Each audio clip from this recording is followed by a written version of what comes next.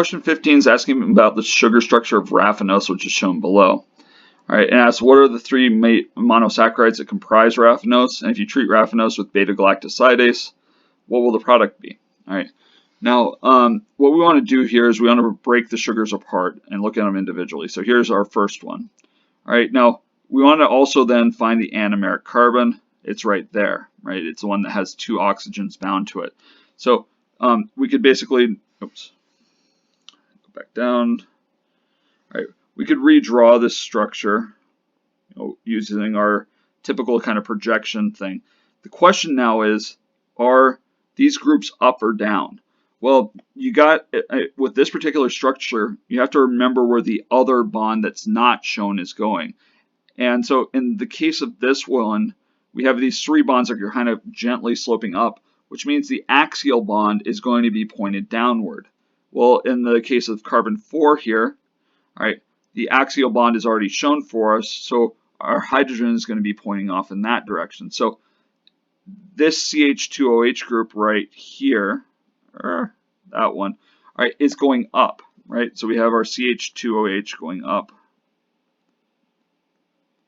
All right, this next one, the OH is also up because the hydrogen is slightly pointing downward. All right, the next carbon, all right, our hydrogen here, it has to be the axial position, so that OH is also going up.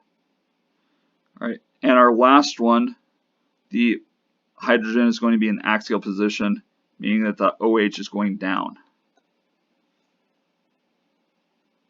And then lastly, our anomeric hydroxy group, right, is hopefully pretty clearly going down, but you can see the hydrogen there is going to be equatorial, so we got a downward OH.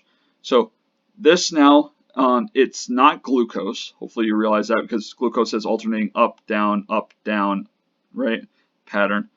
But it's very similar. We have up, this one should be down, then we have up, down, and then the alpha anomer here. So the only spot that's different is carbon 4. Well, the carbon 4 epimer of glucose is galactose. So this first sugar here is galactose. Now we could go through and do this for the remaining sugars. All right. This next sugar here is you're gonna find is glucose. All right, and the remaining one, all right, the remaining one I'm going to spend a little bit more time on because it's actually drawn in a slightly weird way. Because our anomeric carbon is actually right here, right? So we actually kind of almost have to mentally flip the sugar over. But if you do that, what you're going to find is that this is fructose.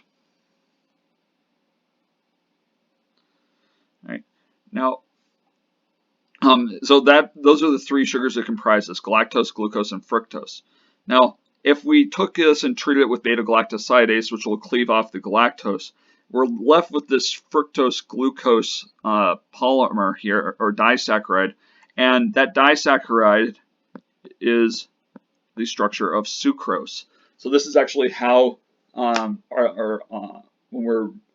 farmers are working with sugar beets, how we can actually get table sugar out of sugar beets is raffinose, this particular trisaccharide, is cleaved with beta-galactosidase, which then gives us sucrose, which we commonly use as table sugar. And that's it for number 15.